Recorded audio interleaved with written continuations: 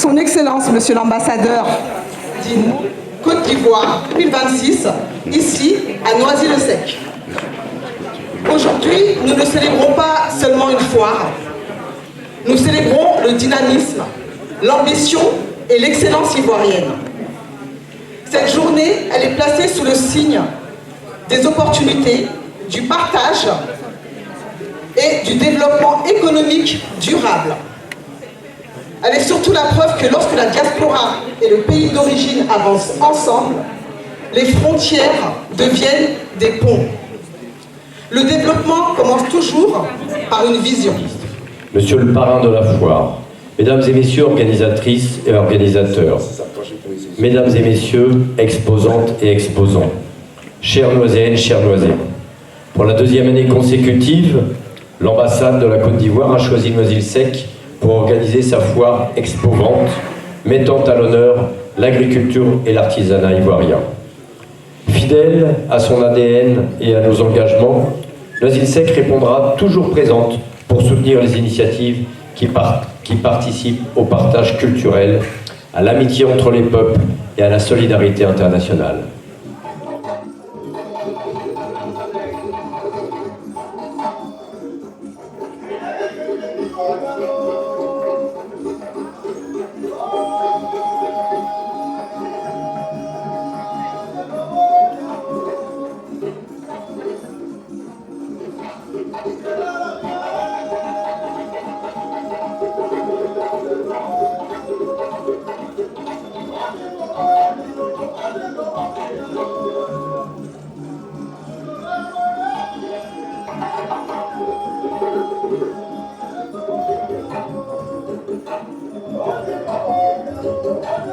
Merci, monsieur le maire de Noisy-le-Sec.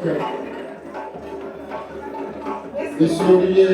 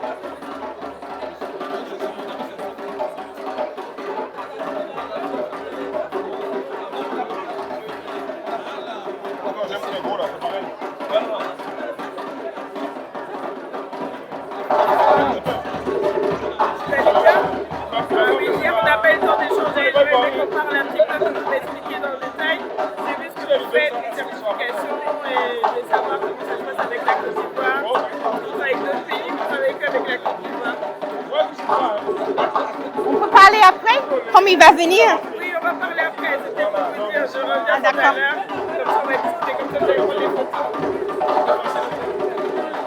En plus, j'entends à peine. Elle a crié. Oui, c'est ça.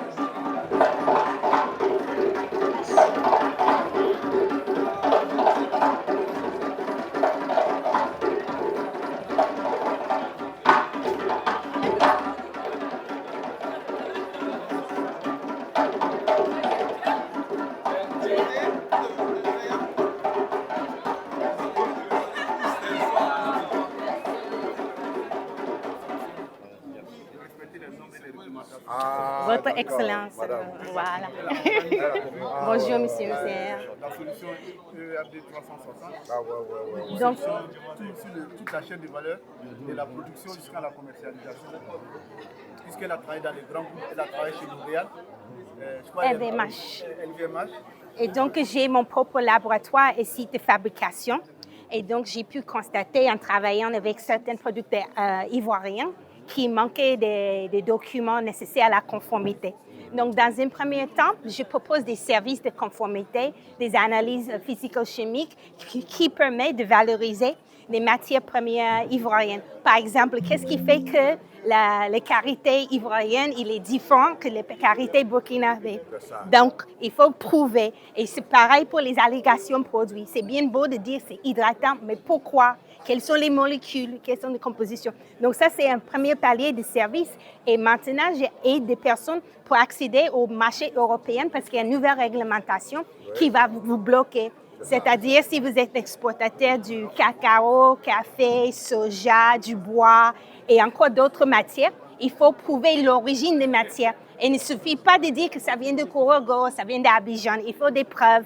Et moi, j'ai développé une application qui utilise les données satellitaires pour baliser les parcelles de production qui ont joint des dossiers d'importation. Aussi, j'ai fait des analyses de la déforestation ou des risques de déforestation avec des données concrètes, c'est-à-dire c'est plus des discussions. On va suivre sur un certain nombre d'années, 2020, 2021, on va regarder les terrains, on peut voir si c'était brûlé, s'il y a des végétations, etc. Et tout ça va permettre des personnes d'accéder au marché européen plus facilement et aussi qu'on y discute avec des distributeurs pour défendre les prix des ventes. Parce que maintenant, on connaît des caractéristiques et donc ça permet de mieux argumenter et d'améliorer les importations. Et aussi, ça diminue des risques parce qu'il y a un risque d'être bloqué à la douane, il y a un risque d'être refusé, il y a un risque d'amende, il y a des risques sécuritaires pour les consommateurs et il y a des risques sur les travailleurs. Et tout ça doit être protégé. Et je suis là pour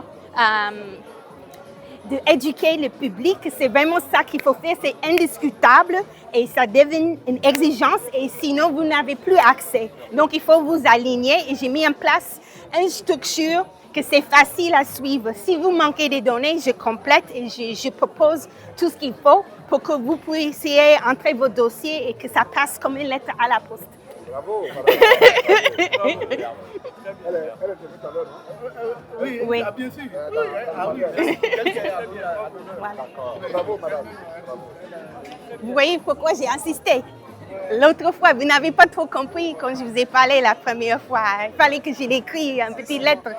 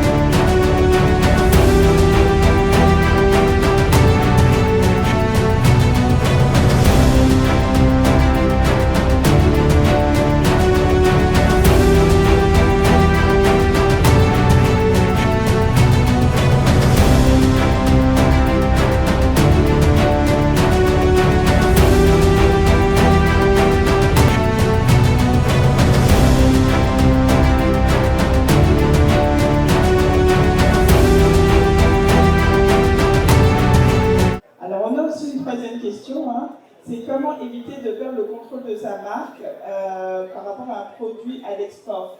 Quand on exporte un produit, comment est-ce que ça se passe et comment éviter de perdre le contrôle du produit en fait? Alors c'est très simple, la première chose à faire c'est de déposer sa marque.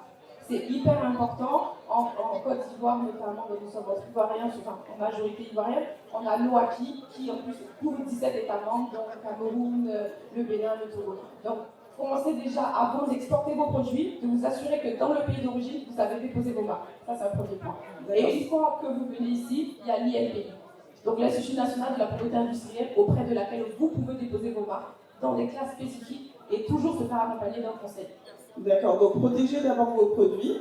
avant de les envoyer à l'exportation, parce que sinon, d'autres personnes peuvent s'en emparer, récupérer votre marque et finalement vous perdez tout le bénéfice du travail que vous avez effectué en amont. Exactement, et il y a aussi des cas où en fait il y a une personne qui va faire des sociétés qui font confiance à leur distributeur et le distributeur qui va vraiment travailler, il n'y a pas de souci, mais qui va vous dire je vais déposer votre marque pour protéger, mais une fois qu'il a déposé la marque, juridiquement c'est lui le propriétaire de la marque. Et donc vous perdez un droit qui est hyper important sur cette marque-là, alors que vous aurez juste dû contractualiser et lui accorder une licence d'exploitation de la marque pour la commercialisation des produits. Voilà. En tout cas, merci pour cette réponse. C'est vrai que ça nous fait penser aussi à certains artistes qui donnent leurs droits à la SACEM au lieu de s'inscrire à la SACEM, ils donnent à leur manager. Finalement, ils perdent les droits sur leur création intellectuelle, donc c'est un peu la même chose pour les produits. Alors, pour conclure, on a une dernière question. À quel moment faut-il juridiquement conclure des relations commerciales? Dès le début. Donc, après avoir fait la première étape, c'est de vérifier si votre partenaire commercial est solvable, si la société existe. Après avoir fait ça, il faut, avant même de se lancer, d'envoyer des stocks importants, je le dis parce que je l'ai vu, il faut conclure un contrat. On ne vous demande pas forcément d'aller faire des contrats hyper compliqués. Vous pouvez rapprocher d'un avocat, que ce soit dans votre pays d'origine ou même des avocats ici, comme nous, qui avons cette double culture, à la fois française et ivoirienne, qui vont vous permettre de contractualiser et formaliser vos relations. Quelles sont vos obligations en tant que fabricant et producteur? Est-ce qu'au niveau de la livraison, quels sont les délais? Est-ce que c'est à vous de prendre en charge les dédouanements? Ce sont des questions qu'on ne se pose pas des fois, parce qu'on a une grosse commande, ils sont très contents, on veut juste fabriquer et envoyer le produit. Et au final, on se retrouve avec des déconvenus. Il n'y a rien qui est prévu au niveau des délais de préavis. Si vous voulez changer de distributeur, il faut prévoir tous ces éléments. En cas de fin de contrat, comment est-ce que gérer le stock des produits et surtout pour qu'il y ait une traçabilité. Parce qu'on ne peut pas faire comme ça à l'aveugle, il faut des contrats. Et pour ceux qui ne veulent pas contractualiser, faire des gros contrats avec les sociétés, il faut commencer même par un devis. Il faut toujours qu'il y ait un minima, le triptyque, devis, bonne livraison et facture. Toujours avoir ces trois-là. Et nous, en France, on a des procédures hyper simples, même si la justice est très longue, mais on a la procédure d'injonction payée avec ces trois-là. Je peux vous récupérer votre argent. Pas de questions dans le public? D'accord. Oui. Bon, ben, très bien. Dans ce cas-là, nous allons passer la parole au deuxième invité du panel, qui est donc Christian Jarin, qui est entrepreneur et chef d'entreprise.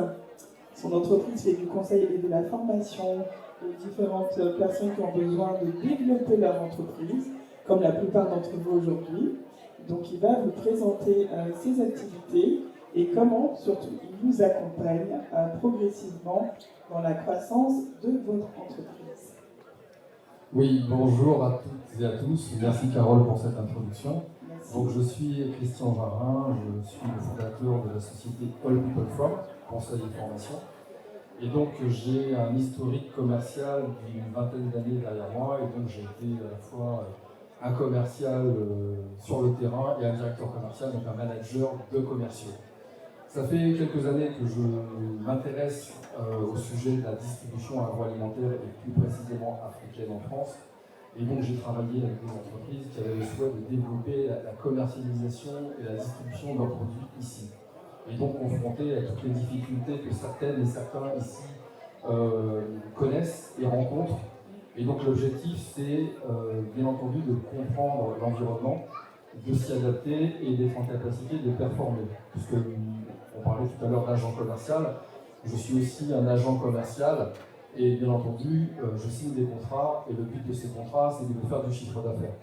Donc ici on est entre personnes où le sujet est bien compris, c'est bien d'être présent et de présenter ses produits. Ce qui est mieux, c'est de les vendre, c'est de trouver des clients, que ces clients soient récurrents. Voilà. Et une petite aparté, c'est que le marché en dehors d'Afrique pour les produits africains, il est énorme. Maintenant, il faut savoir l'adresser, il faut savoir se positionner et il faut savoir monter en gamme. Parce que ce qui est vendu sur les marchés au pays ne peut pas se vendre tel quel ici. Donc il y a effectivement tout le sujet de la normification, de la certification, de tous les éléments qui vont permettre d'être en accord avec tout ce qui est demandé par la distribution ici. Tout à fait. Et donc il est important de faire ce travail et d'être accompagné. Parce que c'est un champ de bataille Une stratégie commerciale avant de se lancer dans l'aventure et ne pas penser que tout ce qu'on fait déjà en Côte d'Ivoire est adapté au marché européen ou bien international. Disons, en fait, pour toute personne qui crée son entreprise aujourd'hui, la stratégie est pour moi primordiale. Et souvent, je dis que quelqu'un qui n'a pas de stratégie, c'est comme un bateau dans un port qui n'a pas de gouvernail. Il va tourner en rond dans le port, il ne sortira jamais du port. Et vous avez des gens qui passent des années à faire des ronds dans l'eau, comme ça, à ne pas comprendre ce qui ne fonctionne pas, parce que dès le départ, ils n'avaient pas pensé dans la construction du bateau qu'il fallait un gouvernail. Voilà. Donc, il faut une direction. Et une fois qu'en fait, on a une direction, ce qui suit une stratégie, c'est un plan d'action. Donc, ce que je dis, c'est que tout se structure. Il n'y a pas de hasard. On peut être un entrepreneur, je dirais, doué, faire des recettes à la maison qui sont formidables et que toute la famille se déchire en disant qu'est-ce que tu es bien, qu'est-ce que tu es bonne, c'est super. Mais avoir un projet d'entreprise, ce n'est pas ça.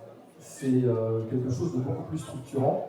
Et si on ne veut pas y perdre son argent et sa santé, il faut effectivement mettre en place les bonnes étapes.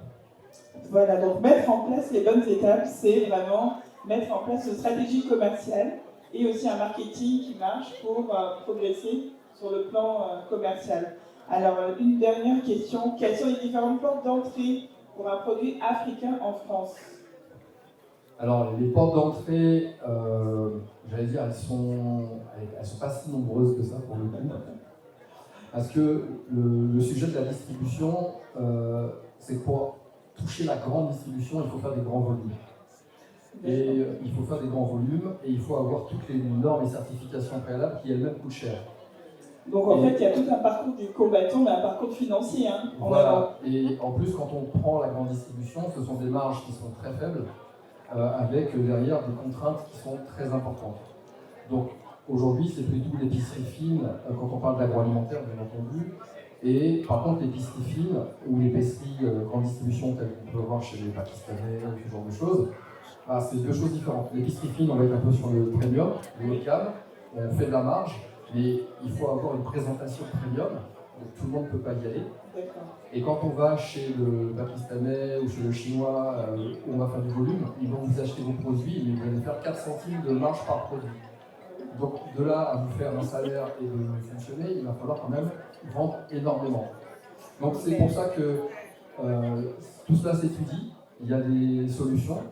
Et en fait, on est en train, nous, de mettre en place un concept store dans le 18e à Paris pour permettre justement l'exposition permanente des produits africains et afro des diasporas.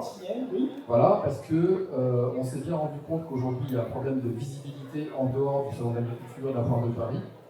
On veut donner une visibilité permanente aux produits africains, permettre en fait aux acteurs de la distribution de venir voir ces produits, voir les goûter, voire même on a la possibilité, via une cuisine, d'accommoder ces produits pour que les personnes puissent comprendre toute la valeur gustative et les présenter de la meilleure façon, et qu'on puisse aussi, comme des agents commerciaux qui auront de bons contrats signés avec les transformateurs, passer des commandes.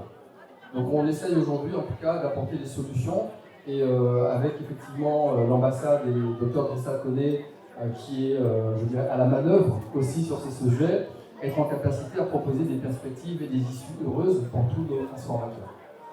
D'accord, merci beaucoup, Monsieur Jara, pour ces explications. Donc n'hésitez pas vraiment à faire appel au service de All People, pour importer vos produits et avoir toute une stratégie commerciale adaptée au marché français.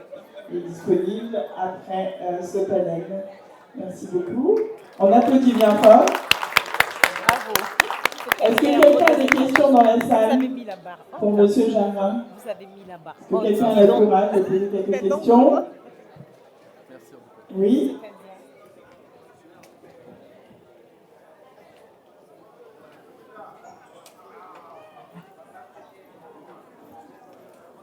Bonjour, je suis Coralie Camara, je suis entrepreneur. Je voulais savoir quelles sont les conditions d'accès à ce concept store. Alors, pour faire simple, il y a les conditions d'accès, on va recevoir tout le monde. Tout le monde a la possibilité de présenter ses produits et de présenter ses activités. La deuxième chose, c'est qu'on va faire un audit. Donc on va bien entendu regarder où vous en êtes, de votre stade de développement, quel est votre produit, et cette étude dont je vous parlais, que ce soit sur le packaging et sur le reste, on va la faire pour vous. Et à partir de là, on pourra vous donner ce qu'on appelle un go-no-go. Un go, c'est vous dire, ok, on va pouvoir évoquer des conditions de distribution selon un certain nombre de modalités, ou un no-go. Mais le no-go, ça ne veut pas dire que vous ne pourrez pas commercialiser, mais pas tout de suite. Le temps d'acquérir les connaissances, savoir-faire, ou de modifier certaines choses qui doivent être. Voilà. Et l'objectif, bien entendu, c'est qu'un maximum d'entrepreneurs aient la capacité à intégrer les réseaux de distribution. Donc, soit parce que vous avez déjà tout fait et vous êtes opérationnel, on va être sur du commerce, soit vous n'êtes pas prêt, on va être sur le sujet de formation et d'accompagnement. Voilà. Est-ce que ça répond à votre question? Est-ce que ça répond à votre question? Oui, merci beaucoup. Alors, nous allons maintenant passer à la troisième panéliste aujourd'hui. C'est Madame Janine Wilson. Elle est formée au MIT aux États-Unis et fondatrice du laboratoire e-Manufacturing en France. Alors, qu'est-ce que c'est que cette entreprise? C'est une entreprise spécialisée dans le développement de produits cosmétiques et qui fait de l'expérience de recherche de développement. Elle a fait de la recherche de développement dans le luxe chez LVMH Recherche et Dior, mais elle vous aide à faire la traçabilité et normaliser l'ensemble de vos produits avec eux. Donc, elle va vous expliquer. Donc, elle développe UEVR 360. C'est une solution qui est dédiée à la totalité de la traçabilité des matières premières. Donc, que vous fassiez de la menthe, du manioc, de l'EVA, etc. Donc, ici, vous avez la clé de la traçabilité qui vous permet d'intégrer le marché européen et français. Donc, elle fait aussi la conformité avec la nouvelle réglementation européenne qui a des normes encore plus exigeantes. Alors, je vous passe le micro. Ah, vous avez le micro. Bonjour, Madame Wilson. Bonjour tout le monde. Merci à l'ambassade de Côte d'Ivoire d'avoir organisé cet événement et de vous renseigner comment il faut faire. Merci d'être venu en tout cas, parce qu'aujourd'hui, ce que vous avez à proposer, c'est vraiment inédit, c'est très important. Je pense que c'est la base aussi de l'import-export pour vos produits et pour avoir une meilleure visibilité à l'international. Alors pourquoi il faut une traçabilité aujourd'hui et pourquoi c'est un enjeu stratégique pour les produits agricoles africains qui sont destinés à l'Union européenne? Bon, déjà, je opère un laboratoire et je suis fabricante. Donc, on a parlé des normes, mais les normes, je suis plus dans l'opérationnel. Avant même qu'on va voir un distributeur ou pour commercialiser ses produits, il faut une certaine base technique. Donc, la traçabilité, ça vous permet d'apporter les preuves. Vous ne pouvez pas parler avec un Européen si vous n'avez pas des preuves concrètes. Les preuves d'origine, d'où viennent vos matières. Il ne suffit pas de dire ils viennent du Congo ou du Burkina, etc. Il faut une preuve parcellaire. Donc, ça, c'est le premier enjeu. Maintenant, les consommateurs européens deviennent exigeants. Il y a des obligations environnementales aussi. Qu'est-ce qui prouve que vos parcelles ne contribuent pas à la déforestation ou ne contribuent pas à des problèmes climatiques? Comment vous allez prouver ça aussi? Il y a encore la traçabilité, c'est un enjeu pour valoriser. Quand vous allez parler à une personne qui exporte et qui vend vos produits, comment vous allez vous démarquer de la concurrence? Il faut pareil apporter la preuve. Ça va vous permettre de vendre plus cher, mais c'est les mêmes règles pour tout le monde. Ce n'est pas fait contre les Africains. Tous les pays qui importent sur l'Europe, ils sont sur les mêmes enseignes. C'est pareil. Si vous vendez dans une, comme il a cité, M. Jara, si vous vendez chez les Pakistanais ou que vous vendez luxe, c'est les mêmes règles, les mêmes normes pour tout le monde. L'étiquetage doit avoir certaines mentions, les valeurs énergétiques, les ingrédients. Il doit avoir des analyses. Est-ce que ça va tourner? Est-ce que des microbes vont pousser dessus. Et c'est à ça, ça sert les traçabilités, la documentation qui apporte les preuves. Il faut des certificats d'analyse, il faut des fiches techniques de sécurité, il faut vos fiches techniques, il faut prouver que votre produit elle est sûr. Et pourquoi? Parce que le jour qu'il y a un problème, il faut pouvoir retirer cette eau. Et c'est pourquoi c'est important. C'est important pour la pérennité de votre entreprise. C'est important pour vos travailleurs en Afrique qui font des mélanges. Qu'est-ce qu'ils sont en train d'utiliser? Est-ce que c'est dangereux pour la santé sur le long? Ceux qui font des savons, qui prennent les potasses, s'ils le touchent des années après les années, et s'ils sont malades, il faut avoir testé tout ça. Et c'est à quoi ça sert les traçabilités. Donc, ce n'est pas des paroles, c'est des preuves. Et c'est des preuves pour quand vous amenez dans les douanes. C'est des preuves pour vous-même. Il y a des preuves quand il y a un problème, qu'au moins vous avez montré que vous avez fait des démarches. Les problèmes, ça peut arriver, mais il faut démontrer que vous avez fait avant. Il ne faut pas attendre que ce soit trop tard. Il ne faudrait pas attendre justement que ce soit trop tard, parce qu'on a échangé aussi avec une transitaire qui a été contactée du jour au lendemain par l'aéroport de Paris. Et en fait, il se rend compte qu'il y a un Algérien qui a fait venir de la marchandise et on ne connaît pas la traçabilité. Alors on lui pose la question, il dit c'est le grand frère de mon oncle qui a acheté, on ne sait pas d'où vient le produit. Et à partir de ce moment-là, on ne peut pas faire entrer le produit sur le territoire français et il est bloqué à la douane, ce que beaucoup de gens ne savent pas. Donc la traçabilité, c'est primordial. Sans traçabilité, vos produits ne pourront pas avoir plus de luminosité à l'international. Donc, on a une deuxième question.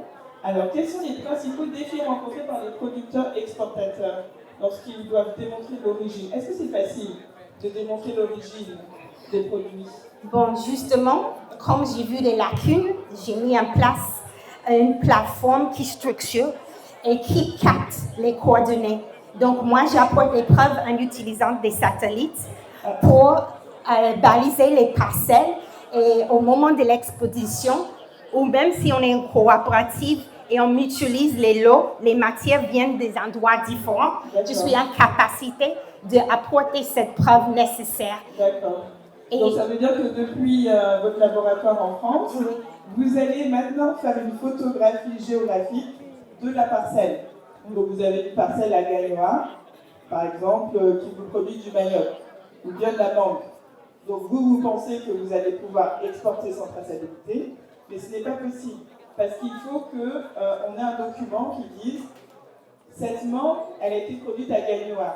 Et donc les terres ne sont pas, les terres sont viables, les terres ne sont pas polluées, etc. etc. Voilà. J'ai fait le passage géographique. Mon laboratoire aussi, il fait des analyses physico-chimiques. Voilà, ça veut dire que je vais vous dire la composition exacte de vos produits. Et je vais aussi, si vous faites un produit transformé, l'analyser pour vous sortir les documents pour dire que la conservation, c'est 6 mois ou 12 mois parce que c'est testé.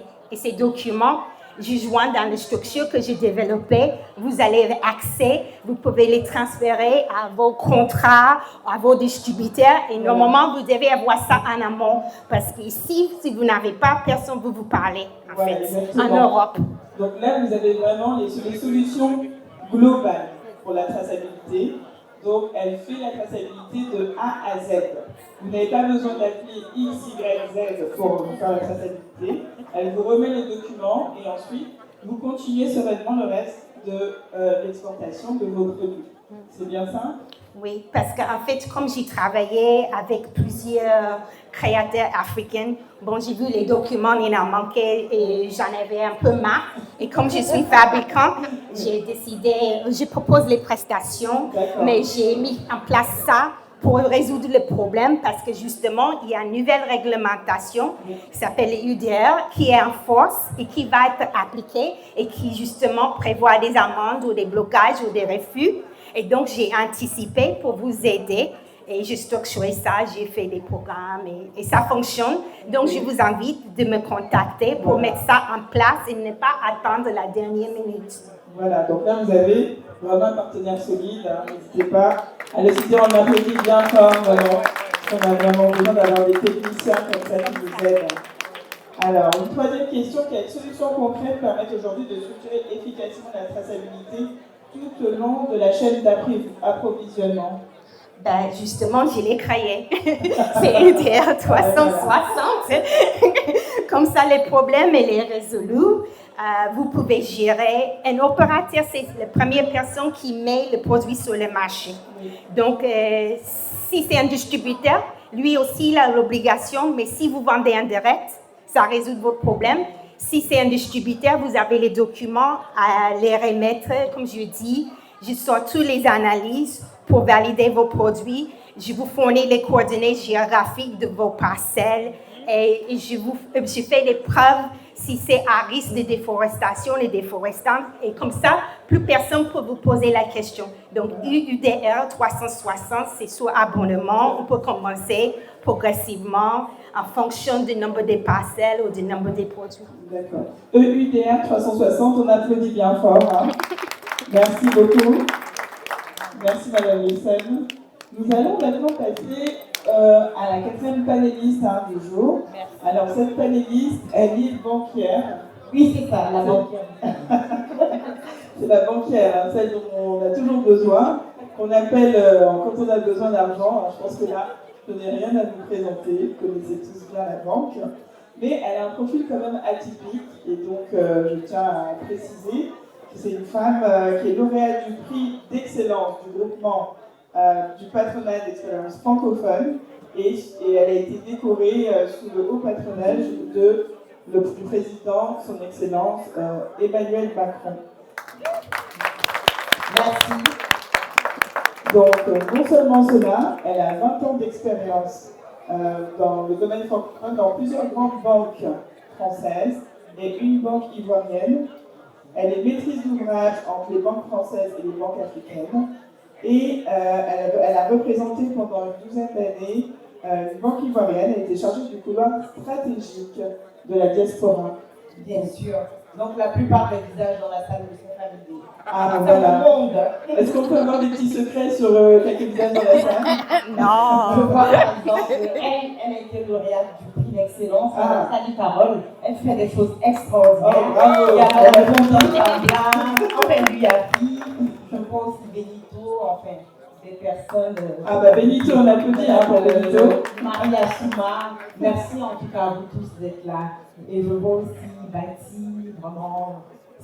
Cette relation professionnelle par la constance et avec le temps, ça devient une relation fraternelle, je dirais. Voilà. Et donc, on applaudit vraiment cette banquière qui devient finalement le membre de votre famille. Tout à fait. Et ça devient d'avoir un ami banquier.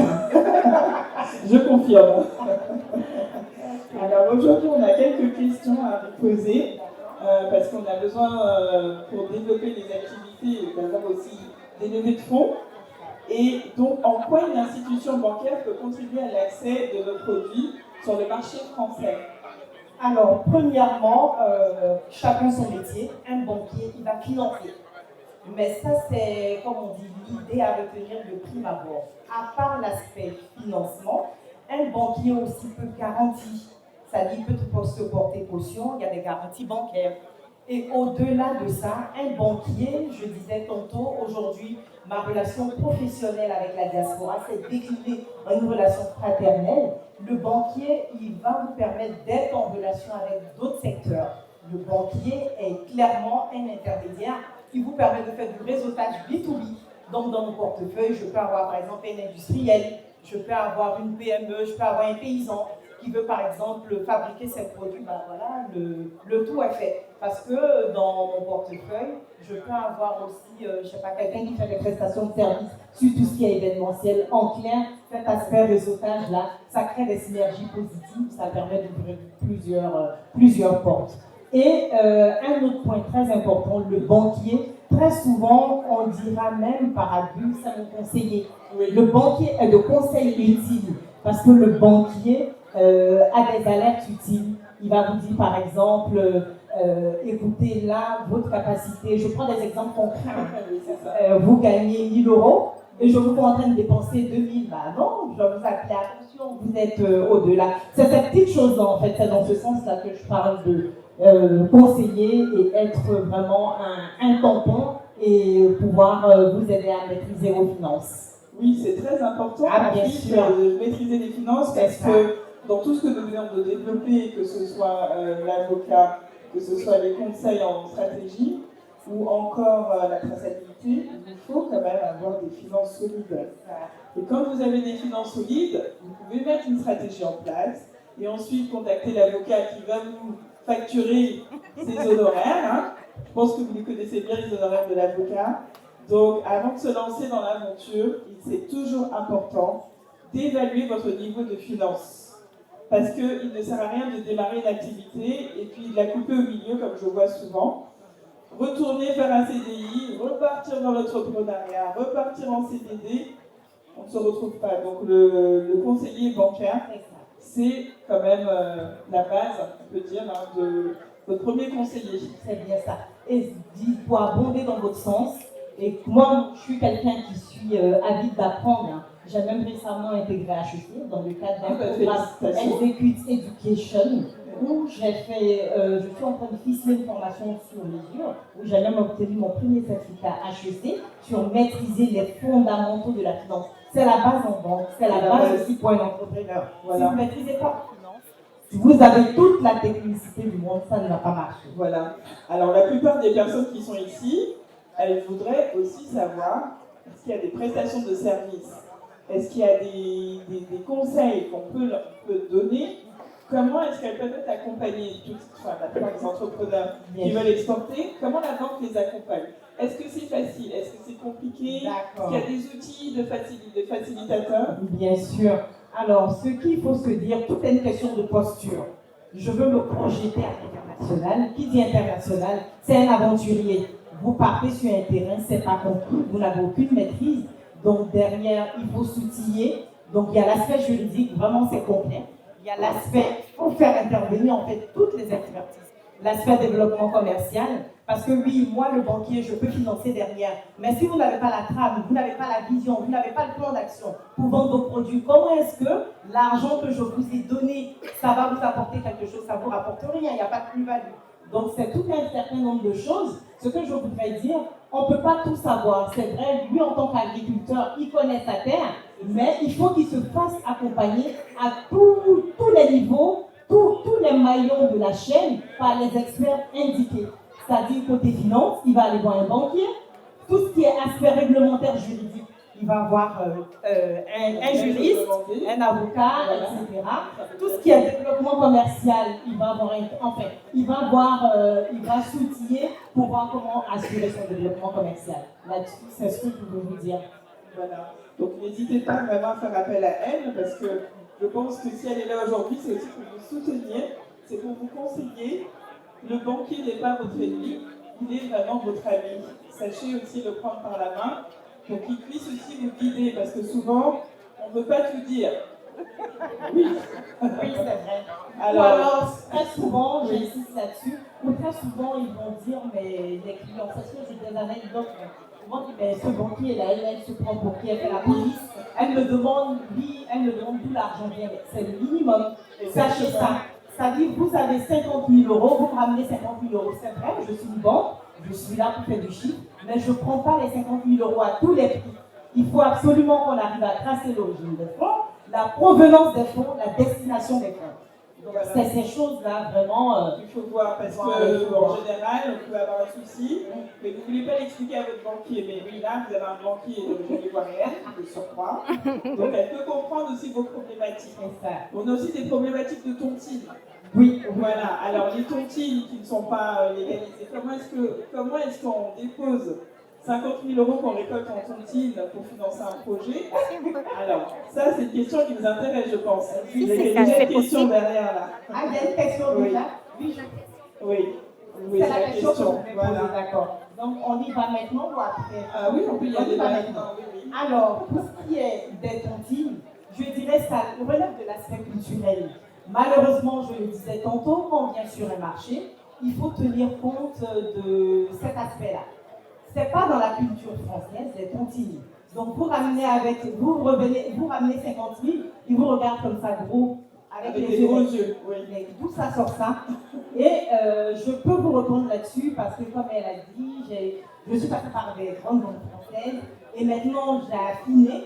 Je me suis dit pourquoi pas les banques diasporiques, mais ça reste la même problématique parce que c'est vrai, on a cette culture-là, mais étant sur le territoire français, on est obligé de se conformer aux règles et aux normes françaises. C'est ce que je peux dire là-dessus. Est-ce que ça répond à votre question? Mais vous pouvez les faire. Ça veut dire que même si vous n'êtes pas satisfaite, on ne peut pas prendre l'argent à tous les prix, malheureusement. Si vous portez les pièces d'identité, oui, c'est possible. Si vous apportez les pièces d'identité, oui, de tous les membres de Tontine. Non, il y a des trucs, en fait, il y a des niveaux. Parce que je sais qu'il y a Nous, des par exemple, tontines légales auprès des banques. Nous, par exemple, vous pouvez venir déposer 1 000 € sans problème. Vous voulez qu'on vous passe le... Est-ce qu'il y a des tontines légales? Si. Oui. Qu'est-ce qu'on appelle tontines légales? C'est-à-dire des tontines qui sont inscrites régulièrement à la banque. Alors moi, Awa et Virginie, on cotise avec une signature. Est-ce que c'est possible? Oui, c'est possible avec vos pièces d'identité également. Mais c'est dans une certaine limite, vraiment. Alors, quelle est la limite justement? Ça nous intéresse aussi. Cette limite-là, je dirais, tout dépend. Dans la relation bancaire, il n'y a rien qui est standardisé. Je prends concrètement, vous allez m'appeler au téléphone, le conseiller bancaire ne va pas vous donner conseil au téléphone. Je vous prends en entretien, j'analyse votre profil et je regarde en fonction de votre profil ce qui est adapté. Donc là-dessus, vous, ça peut être différent. Je peux vous dire, on est en mesure de prendre du 5 000. Sur un autre profil, on va dire, lui, on ne peut rien prendre, etc., etc. C'est comme ça la banque. Donc il y a l'aspect commercial, mais il y a beaucoup de technicité derrière, il y a beaucoup d'aspects aussi juridiques. Il faut que l'ambassade l'organise. Il faut que l'ambassade l'organise parce que moi, je connais que le Sénégal, ils ont des tontines légales, mais c'est l'ambassade qui est organisée avec la banque. L'ambassade. Voilà. Donc il faut que l'ambassade organise un peu. Ouais, avec. Tu vois, c'est un modèle inspirant. Hein. Voilà. Alors, est-ce qu'il y a une dernière question? Une dernière question à madame. Si c'est... Alors, les tontines, c'est intéressant. Oui, on a... J'ai l'impression que la banque... Alors, monsieur, présentez-vous. Non, on est redame d'abord.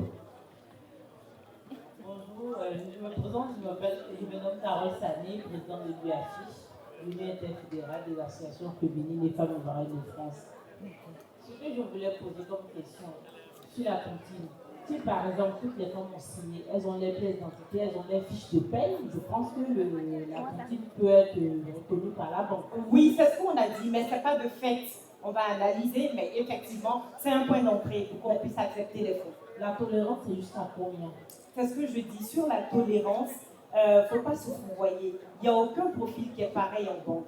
C'est pour ça, on va demander, c'est personnel, je vais demander votre pièce d'identité, le justificatif de domicile et le justificatif de revenu qui va me permettre de ficeler la cohérence économique, c'est le terme. Je vais voir la cohérence économique des transactions de mon client. Et ça a bossé sur un certain nombre de choses, dont la base, c'est le revenu du client. Merci. Son patrimoine, entre autres, etc. C'est clair. Monsieur? Je m'appelle Moussa. Donc, je me présente, je suis M. Ouattara. Et je veux poser une question. Dans votre intervention, oui. Vous avez travaillé sur les deux tableaux. Vous avez travaillé dans la banque française et puis celle en Côte d'Ivoire. Bien sûr, c'est ça. Est-ce que vous diriez, avec du recul, qu'en Afrique, de façon générale, on fait de la banque? Je pose la question pourquoi? Pourquoi? Parce que en Afrique, par exemple, qu'on soit clair, la banque n'accompagne pas les entrepreneurs, ils accompagnent très peu les startups à cause du risque. Parce qu'on estime que le risque est beaucoup high. Parce qu'ils n'ont pas de temps de théorique, il n'y a pas d'historique. Pour avoir été ancien banquier, là j'ai changé de camp et je ne suis plus à AFD. Je me rends compte que dans un comité de direction, dans un comité de crédit, 10 présentations de dossiers, il y a peut-être un seul dossier qui est accepté, tout est rejeté. Et la plupart des dossiers acceptés, en fait, ce sont des grandes entreprises qui existent déjà, à qui on fait crédit. Ça va être les... Je ne fais pas de publicité, mais ce sont les grandes banques, ou du moins des grosses sociétés industrielles qui existent déjà. Et quand il y a une petite entreprise qui se crée, il a besoin de développement, il a besoin d'accompagnement. Mais non, la probabilité pour qu'on accorde un crédit à cette entreprise-là, c'est de 0,001. Donc c'est la raison pour laquelle je pose la question, est-ce qu'on accompagne vraiment des entreprises? Les banquiers vous voient ton argent dans son compte, c'est tout. Est-ce qu'on accompagne vraiment les gens en Afrique avec les taux qu'on propose et tout ça? Là, c'est un vrai banquier. Les questions, je fais au fil de l'eau ou... Okay. Oui, bon, alors, moi je vais aborder dans le sens du monsieur. Au fait, c'est de savoir est-ce qu'il y a des réels mécanismes qui sont mis en place pour accompagner nos frères en diaspora. Parce qu'on sait très bien qu'il y a des problèmes de solvabilité. Voilà, à des ouvertures de compte, il y a peut-être vos frères qui n'ont pas de documents valides. Voilà, généralement, on ouvre leur compte avec des passeports ivoiriens, donc pas avec la documentation française. Donc, est-ce qu'il y a des réels mécanismes? Et par rapport à la tontine, je sais que, juridiquement parlant, vous avez la possibilité d'avoir soit 10 000 euros de liquidité sur vous. Donc, est-ce que si on fait la tontine et qu'on ne dépasse pas les 10 000 euros de liquidité, est-ce qu'on peut aller déposer en banque? Donc, voilà. Merci. Je commence par l'ancien banquier. Non, il y a une question. Mais j'ai l'impression que les... C'est-à-dire que la banque suscite... Bonjour à tous, je m'appelle Fabia Fatimata, je suis consultante RH et je suis aussi membre de l'UAFI, dont vient de parler Mme Sally Carole. Alors ma question, Mme Kébé, c'est, vous avez dit que vous faites des prêts, vous accompagnez les entreprises, je pense, vous avez parlé des PME et des grands investisseurs, des grands groupes et tout ça, je pense là. Donc pour des petites entreprises qui souhaitent bénéficier d'un accompagnement bancaire, c'est-à-dire financier, comment ça se passe? Est-ce que vous, dans votre structure actuelle, comment est-ce que ça se passe au fait? Moi, par exemple, j'ai ma petite entreprise, j'ai une entreprise de tisane, pour importer les tisanes de la Côte d'Ivoire ici en France, et peut-être j'aurais besoin de financement. Est-ce que je pourrais m'adresser à votre structure ou quelles sont les conditions, comment est-ce que ça se passe? Ok, très bien, j'ai bien noté. Est-ce que la série de questions, c'est pas fini? Alors là, ça j'imagine. C'est la star. Alors vraiment, la banque suscite une série de questions. Beaucoup d'intérêt. Comment? Ça suscite une série de questions. Oui, la banque chez nous, il y a beaucoup de choses à voir, mais il y a beaucoup de choses qui se font. Notamment, j'en suis un modèle palpable. C'est avec moi que notre grand groupe a décidé dans le temps de faire, d'apporter une touche internationale à ses services. Donc je l'ai expérimenté. Ça fait plus de 20 ans que je suis là-dedans. Il y a eu pas mal de choses qui se sont faites. Ensuite, il faut comparer ce qui est comparable. Entre faire un benchmark entre un pays développé et un pays émergent, je pense que ce n'est pas les mêmes critères. Donc encore une fois, je vois les choses à moitié plein. C'est pas les mêmes paramètres, c'est pas les mêmes facteurs qui rentrent en ligne de compte. C'est vrai sur l'accompagnement, je suis très transparente. La banque prend le moins de risques possible. C'est pour ça que ça se fait facile. On ne sait pas qu'on ne peut pas financer, mais il y a certains critères. Oui, mais c'est vrai, c'est la réalité. Je ne vais pas dire les choses pour vous faire plaisir. Je dis les choses de la façon la plus transparente possible.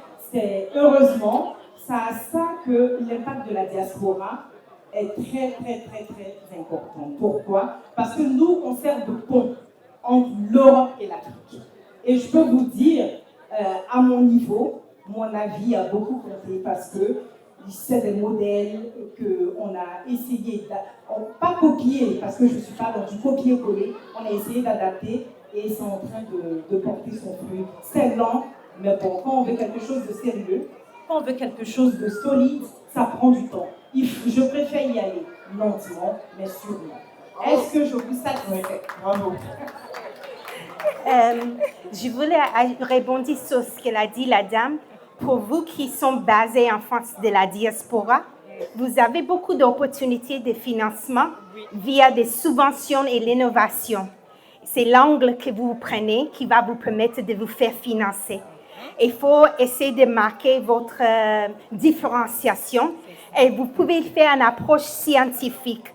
Vous pouvez dire que vous développez un projet de ce produit alimentaire constitué avec ces matières, que cette propriété sur la base de la recherche et personnellement d'avoir fait, vous pouvez avoir 100 000 euros, 150, 20 000 par le biais de l'innovation et les crédits impôt recherche. Mais c'est une façon de faire. Même la région Île-de-France, ils financent. Du moment où vous pouvez même être pas français, je ne suis pas française, je suis américaine, mais vous créez une société ici et son projet est de mettre sur le marché ce produit, mais il est innovant. Et c'est à vous de prouver comment c'est innovant et par ce biais-là, vous allez avoir des subventions. Et elle, après, quand vous a rapporté la moitié ou un tiers, il y a même des crédits sans intérêt pour des porteurs de il y a aussi des subventions de Île-de-France, il y a l'aide d'innovation de la BPI, il y a le crédit impôt recherche, j'ai aussi fait la ADEME qui est énergétique, il y a plein de voies, mais c'est quelqu'un comme lui ou moi, mais je ne le fais pas comme prestation, mais c'est quelqu'un comme lui qui peut vous aider à monter ce dossier et parfois c'est l'argent gratuit. Il y a aussi des prêts remboursables. Voilà. Des prêts vraiment minimes. Donc, c'est qu'en Afrique, on a des prêts qui vont jusqu'à 17%.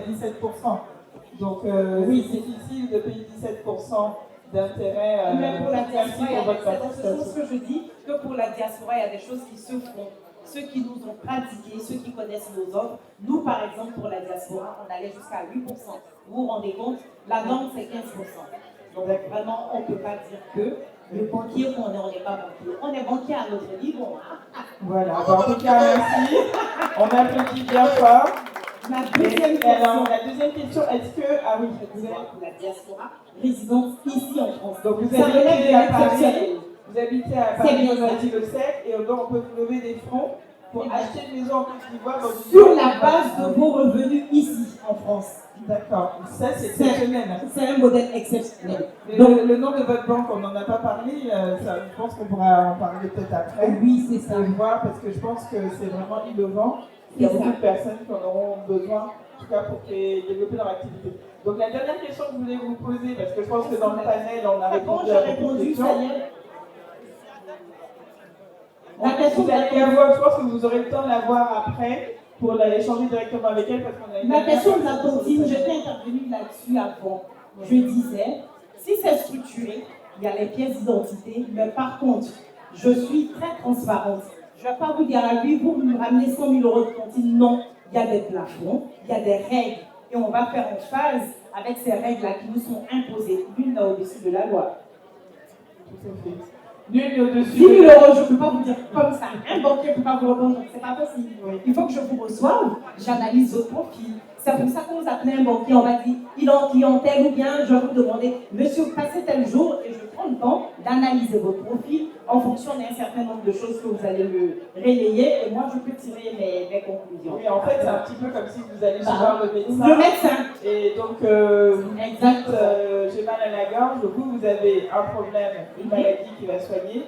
Mais bien que votre voisin aussi ait le même problème de mal de gorge, mais ce ne pas les mêmes, sera pas les mêmes médicaments et donc pas le même traitement. Donc ça en fait. Alors une dernière question avant qu'on passe à la dernière personne du panel. Est-ce que du coup vous avez des solutions? Est-ce que à part les solutions immobilières, vous avez d'autres solutions à proposer aux entrepreneurs? Des solutions financières pour faire des demandes de prêts, pour les accompagner, les PME, PMI, les garanties. C'est-à-dire on peut leur permettre pour les trucs. Ce qu'on fait concrètement, c'est de faciliter leurs transactions. Donc mise à disposition de SWIFT, de SEPA, même le support de compte pour recevoir les fonds. Quand vous faites votre transaction, si vous n'avez pas de support de compte, comment est-ce que vous allez récupérer les fonds aux États-Unis ou en France alors que votre structure en Côte d'Ivoire? C'est entre autres des outils standards, mais évidemment, comme je dis, il n'y a aucun profil qui est pareil en fonction de la PME en question, en fonction du client qu'on traite, on adapte et on affine pour pouvoir satisfaire au final le client. Est-ce que c'est clair? Est-ce que c'est clair pour tout le monde? Mais en tout cas, je pense que c'est un sujet qu'on n'aura pas fini d'échanger aujourd'hui. Donc, vous aurez le temps d'échanger avec elle après le panel pour toutes les questions complémentaires. Donc, n'hésitez pas. Et donc, merci beaucoup à Madame Cissé Fanta. C'est moi qui vous remercie. Merci beaucoup. Donc, nous passons à la dernière panéliste du jour. Bonjour Karine. Merci pour l'intervention. Karine Poulou, oui, parce qui est dans l'immobilier. Comme vous avez parlé de risques, je sais que vous aimez partager les risques. Donc, il faut trouver d'autres acteurs. On va voir un peu comment est-ce que... C'est pas pour vous contredire, c'est que j'ai passé par là. Moi, j'ai aimé. Ah, d'accord. Je vais la laisser se présenter. Après, je vais prendre votre carte. On aura l'occasion de... Vous n'êtes pas ici, vous êtes aux États-Unis? Non, j'ai mon laboratoire à Orléans.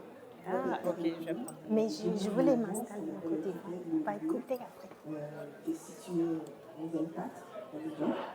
Et je suis organisée une agence ici, en France. Et je suis soutenue par M. Pascal Gentil qui est là, avec l'ADP, qui est l'aéroport de Paris, qui dirige également. Donc, quand vous voyagez, vous voyez les free shops, pas de disposition, l'aéroport d'Orly.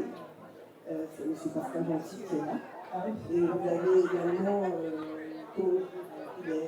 la base athlète, 2 champions de taekwondo. Donc, si vous avez chaque Cissé, c'est Pascal Gentil. Léa Touré, c'est Pascal Gentil. Et tous les meilleurs amis du prince Albert de Monaco, c'est Pascal Gentil. On applaudit bien fort. Merci à notre invité d'honneur aujourd'hui pour cette belle conférence sur la foire des produits agricoles ivoiriens. Donc, j'ai tenu je suis connu qu'il soit là, qu'il regarde un peu ce qu'on fait chez nous également. Voilà. Donc, il nous dit peut-être à travers son travail, stand à l'aéroport de Passy, que le monsieur exposé, on ne sait jamais. Et on va développer ça plus tard. D'accord, on va lui passer le micro après le panel. Peut-être que comme ça, il aura certainement des choses à nous partager.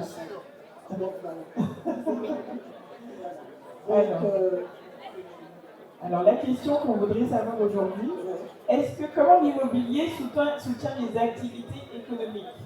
Est-ce que quand vous avez une acquisition immobilière, est-ce que ça vous aide à soutenir vos activités économiques? Et si oui, comment? Déjà, l'immobilier, il faut comprendre que c'est petit. Enfin, moi, je vois souvent sur les réseaux sociaux des gens qui passent terrain à vendre, des gens à vendre, c'est un métier.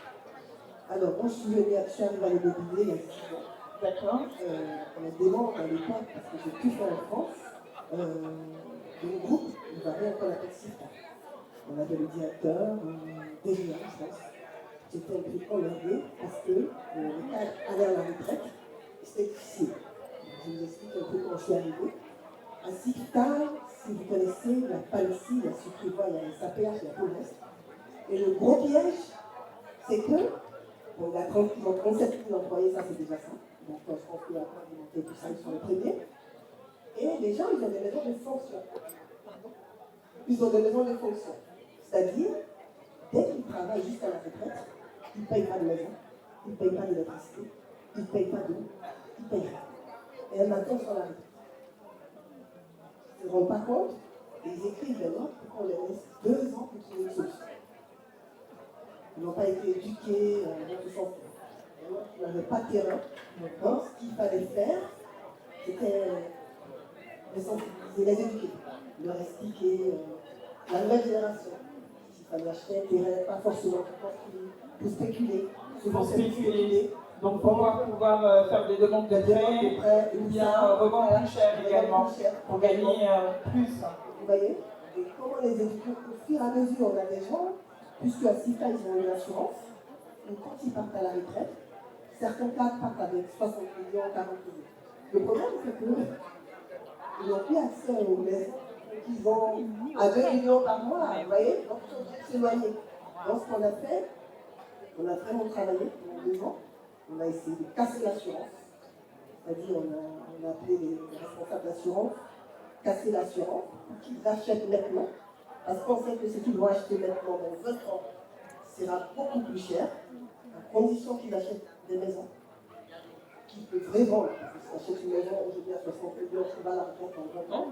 ça va coûter beaucoup plus cher. Donc, on a cassé les contrats pour essayer de les accompagner. Donc ça, c'est sur ça qu'on a travaillé. On a commencé par la filiale la plus grande qui a vu en France, ça s'appelle Palixi. On a fait une promotion régulière, on a fait un peu de vente. En fait, on a développé beaucoup de choses dans ce sens-là. Donc, c'est un peu ça. Alors, est-ce que le fait aussi d'avoir des biens immobiliers, ça aide à faire des levées de fonds? Parce qu'en Afrique, est-ce qu'on peut faire des prêts comme en France? Oui. Est-ce qu'on peut faire un prêt sans hypothèque, parce que c'est assez rare qu'on fasse un prêt sans hypothèque, mais en fait, ce que je voulais dire par là, c'est que le fait d'avoir un bien immobilier, ça peut nous aider aussi à lever des fonds auprès de la banque. Mais ça dépend. Parce qu'en Afrique, on peut faire effectivement un prêt avec hypothèque. Et on a des microcrédits qui sont développés. Donc là, sur les microcrédits, on n'a pas besoin d'apport. Voilà, pour accompagner les entrepreneurs sur le marché. On a vu dans ce sens-là. Donc oui, il y a des possibilités de faire des affaires. Des petites affaires, des petits montants, sans apport. Sans apport. Donc vous pouvez faire sans apport et vous pouvez faire aussi avec une hypothèque. Oui, vous avez les deux en fait. Alors, dans votre sens, ça pour dire, c'est la banque qui s'adapte.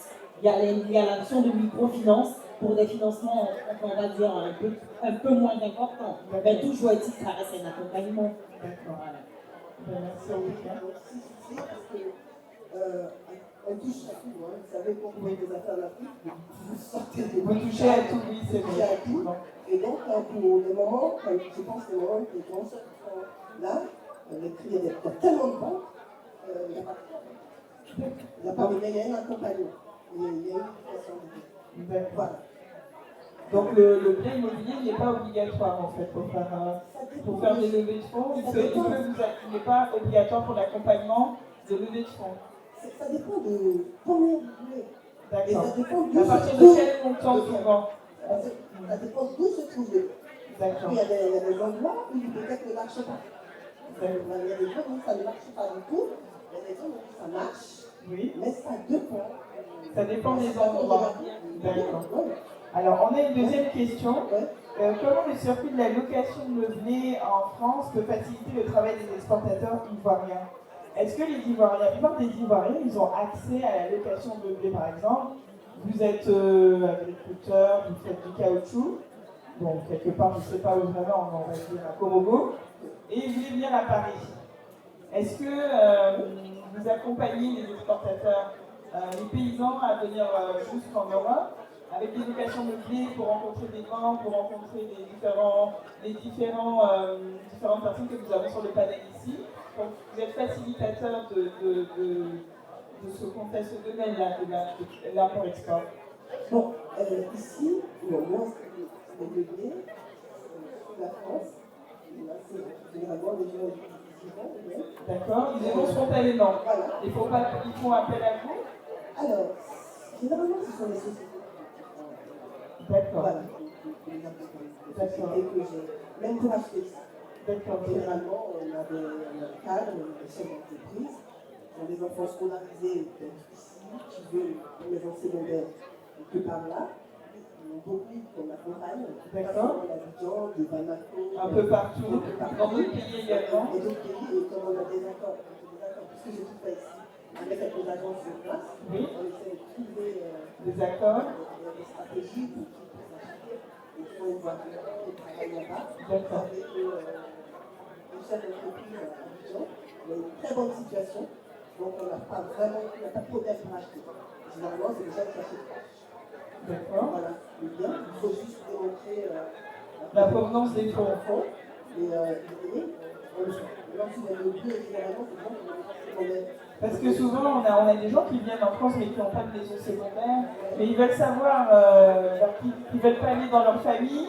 Est-ce que vous pouvez les accompagner? Vous avez des entreprises partenaires pour les accompagner? Des entreprises partenaires pour les accompagner, absolument. Et la réservation. D'accord.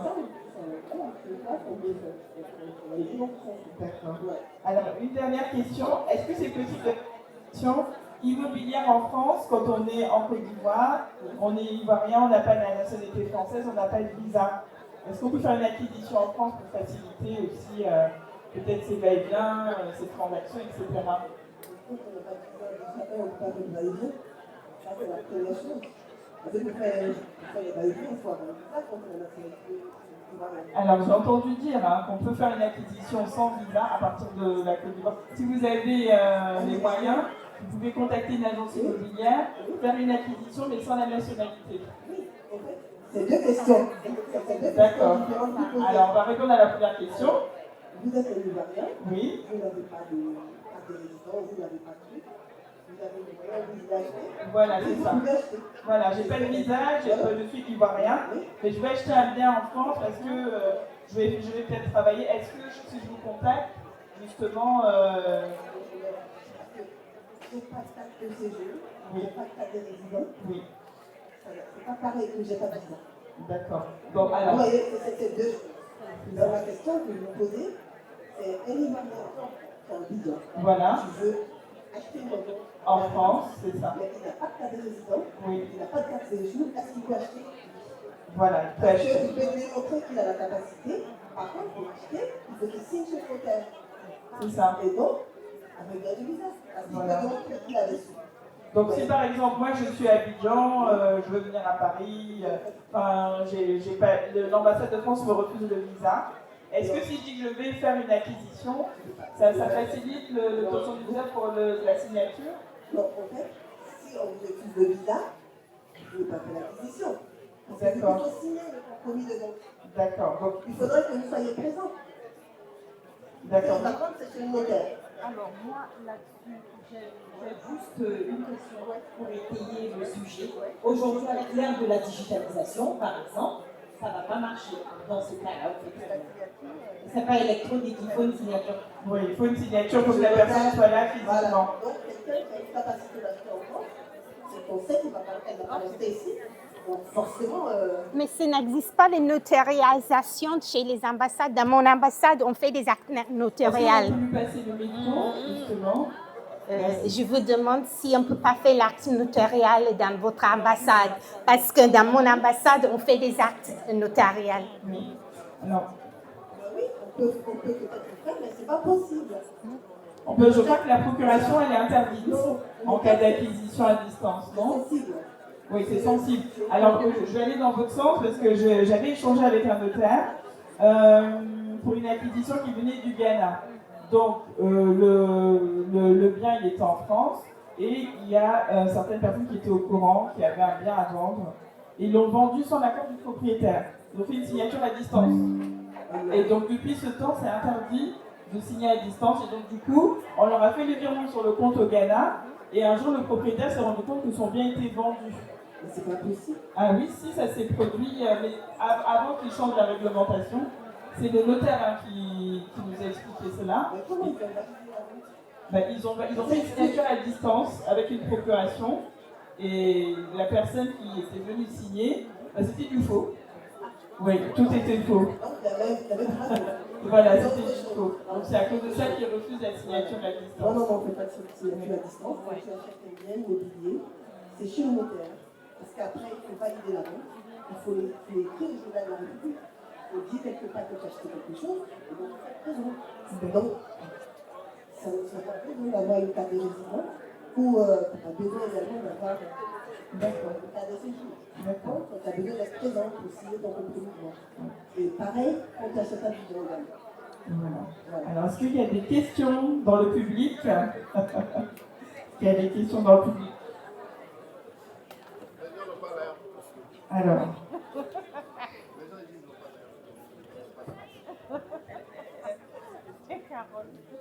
Mais dans mon ambassade, nous, on a des notaires. Ok. Ouais. Donc, du coup, ça facilite, les gens ils viennent. Ouais, voilà. Et nous, ils certifient les documents. C'est pour ça que je dis qu'il faut parler à l'ambassade. C'est tous les services que l'ambassade peut mettre en place pour les personnes à l'extérieur. Qui demande un visa, mais qui veut faire transférer ses fonds, mais qui ne peut pas prouver d'où viennent ces fonds-là. Voilà. Mais c'est deux questions. Voilà. Et l'autre, comment il fait, celui qui travaille, il peut démontrer la provenance de ses fonds, il peut faire le transfert. Parce que je sais qu'en Côte d'Ivoire, le transfert c'est très difficile. Oui. Je vous remercie.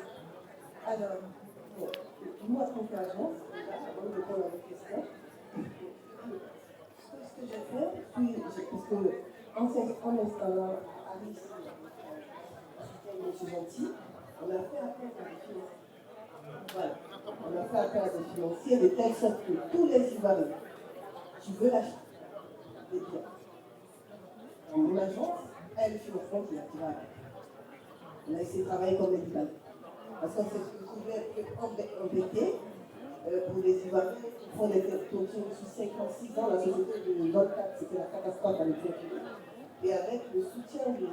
Gentil, on a contacté les gros financiers qui accompagnent des Ivoiriens qui ont un CDI, qui veulent acheter des biens à Abidjan, on vous donne le crédit. Et donc, 7 ans, il y a des mécanismes, il y a même qui font le crédit à la consommation pour ne pas vous ayez un bien. Qu'est-ce qui va se passer? C'est que dès que vous l'achetez, vous avez votre bien quelqu'un. Parce que derrière, ils financent la dette. De telle sorte que votre bien soit délivré en même temps. Le crédit, c'est ici en France. Vous pouvez prendre le bien ici, comme en Afrique. Mais nous, on se base sur les biens d'Afrique. Parce que vous voulez acheter à Abidjan, le crédit est délivré ici pour acheter le bien en Afrique. Voilà. On applaudit. Merci beaucoup. En tout cas, merci pour cette réponse. Maintenant, je n'ai pas répondu à la question de madame. Oui, pour transférer le bien, ça existe.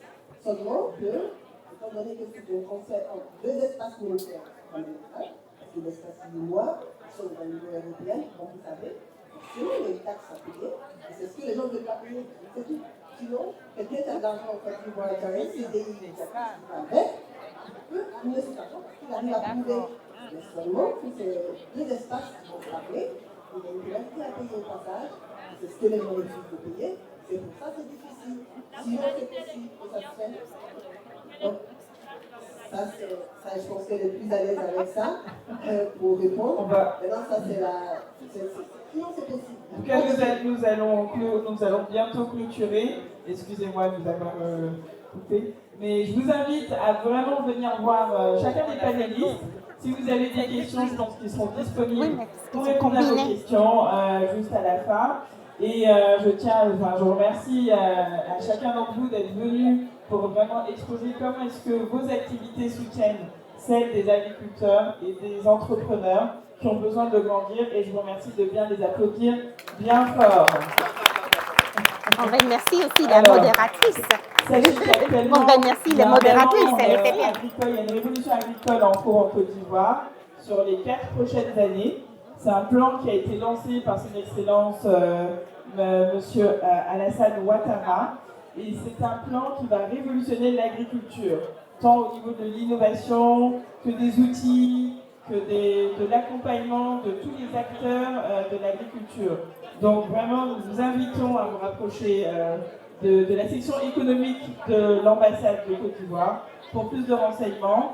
Et je vais passer la parole à mon collègue Benito de Vox Africa.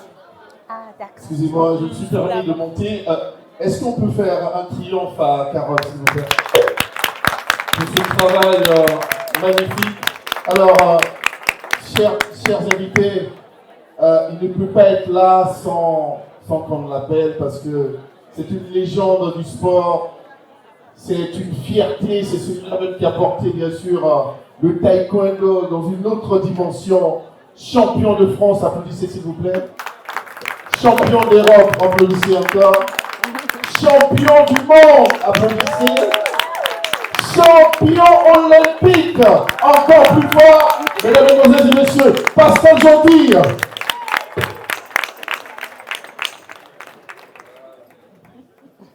Pascal Gentil, tu as un lien avec les sportifs africains. Un mot déjà par rapport à tout ce que tu vois. Merci beaucoup pour votre accueil. Merci à ces panélistes. J'ai eu énormément de plaisir à vous écouter, surtout à écouter la qualité de vos interventions. Effectivement, j'ai un lien très fort avec l'Afrique, avec la Côte d'Ivoire notamment. Patrice Remarque, Maître Zirignon, Cheikh Cissé Salah et Didier Drogba. Enfin voilà, je ne vais pas tous les citer. Madame Talou, énormément de grands champions, Ruth Bagby, enfin voilà, j'ai un lien très très très fort avec la Côte d'Ivoire. D'ailleurs, je ne vais pas vous cacher, j'habite dans le 16e, à 2 pas de l'ambassade de Côte d'Ivoire.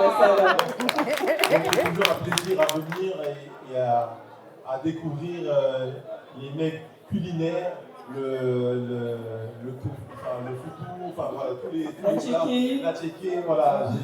Le kejilou, est-ce que vous avez eu la chance de goûter le kejilou déjà? J'ai la chance de pouvoir être quelqu'un qui a une tolérance à tous les produits et je suis toujours prompt à découvrir et voilà, des cultures et voilà, je suis très très content.